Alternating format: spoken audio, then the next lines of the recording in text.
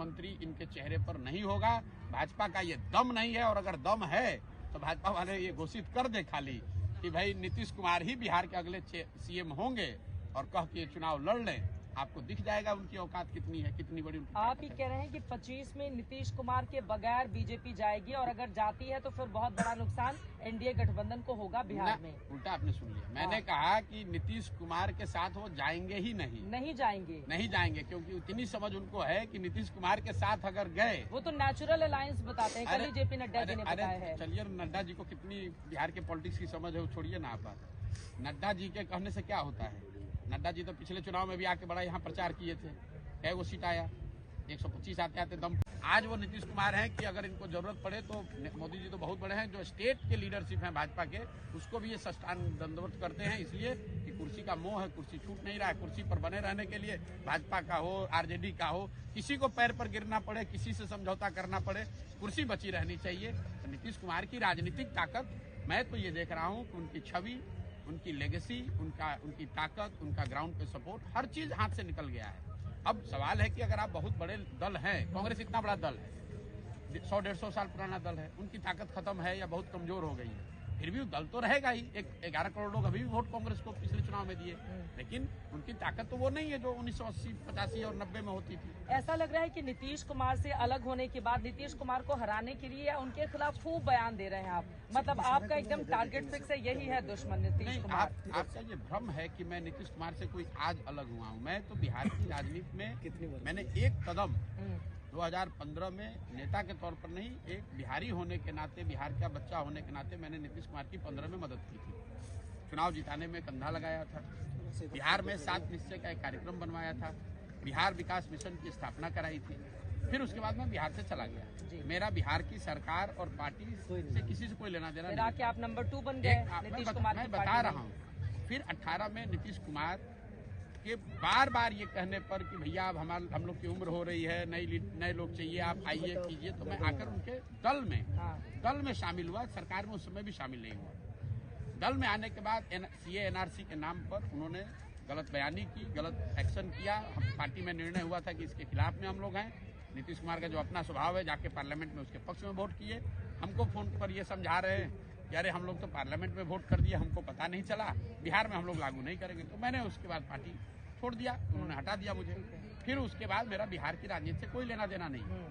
ये घटना है 2019 की। अरे सबसे ज्यादा नीतीश के खिलाफ ही आप बयान दे रहे हैं। सुन तो लो मेरी बात, जगह जाते हैं, सुन लो मेरी बात।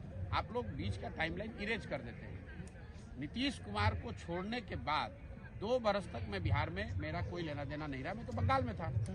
2021 में जब मैं यहाँ आया हूँ, तब मैंने ये तय किया है कि मैं एक नई व्यवस्था बना रहा हूँ, नया प्रयास कर रहा हूँ। बिहार की जनता की स्थिति को समझने, जोड़ने, समझाने, नया दल, नया विकल्प बनाने का प्रयास करेंगे। और उस प्रयास के तहत मैं पिछले 16 महीने से अपना घर परिवार काम धाम छोड़कर गाँव में हम रह रहे हैं, काम कर रहे हैं। और जो मैं देख पा रहा हूँ, जो मैं समझ रहा हूँ, वही आपको बयान कर रहा हूँ।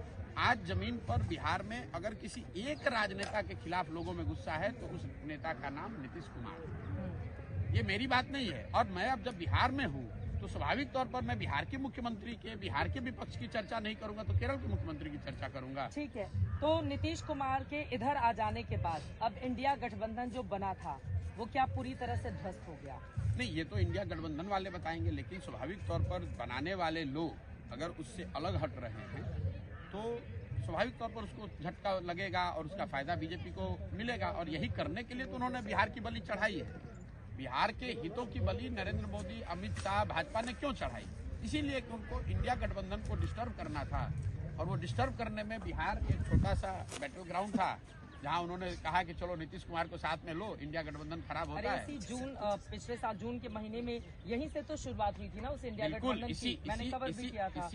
इसीलिए तो बिहार के हितों की बलि देकर, अपने बात से पलटकर, आप मुझे ये बता दीजिए कि आप लोग भी तो कल वीडियो देख रहे होंगे, अमित शाह जी जब नीतीश जी गए थे इंडिया गठबंधन बनाने, महागठबंधन बनाने, उसके बाद अमित शाह जी यहाँ आए थे, उनसे किसी पत्रकार ने तो पूछा नहीं था। वो खुद खड़े होकर हल्ला कह रहे थे कि भैया एक एक आदमी बिहार के तुम लोग याद कर लो, लिख लो, नीतीश कुमार के लिए हम लोग का दरवाजा बंद हो गया है। अब लोग मजाक कर रहे हैं कि अमित शाह ने दरवाजा तो बंद कर दिया था, खाली छिटकिनी लगाना भूल गए थे। हम छिटकिनी नहीं लगाए थे, इसलिए फिर से वापस आ गए। ये आप जिस नेता की बात कर रहे हैं कि इन्होंने एक मुरेठा बांधा था सम्राट चौधरी कि मैं जब नीतीश कुमार को हटा दूंगा पद से तब ये मुरेठा खोलूंगा। अरे तो सुबह हटा ही दिया जाके, उन्होंने कल बेचारे इस्तीफा दे दिया तो हट ही गया। फिर कल बेचारे जाकर उप मुख्यमंत्री बनने के लालच में अब मुरेठा और अपना सर दोनों को कुर्बान कर दिया उन्होंने। पहले तो मुरेठा खोलने वाले थे हराने के बाद, खुश दिखाई दे रहे थे डिप्टी सीएम बिल्कुल। अब उनके जीवन का यही लक्ष्य है कि डिप्टी सीएम बन जाए बिहार का। अरे भाई कोई नए नेता थोड़े ना है सम्राट चौधरी, पिछले मंत्रिमंडल में भी मंत्री थे, कौन सा इन्होंने तोप मार लिया।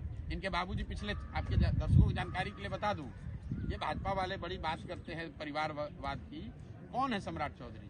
सम्राट चौधरी के बाबूजी शकुनी चौधरी कांग्रेस में विधायक मंत्री थे, लालू जी की सरकार थी उसमें भी विधायक मंत्री थे, मांझी जी जब मुख्यमंत्री बने तो उसमें भी विधायक मंत्री थे, नीतीश जी की सरकार थी तो उसमें भी विधायक मंत्री थे।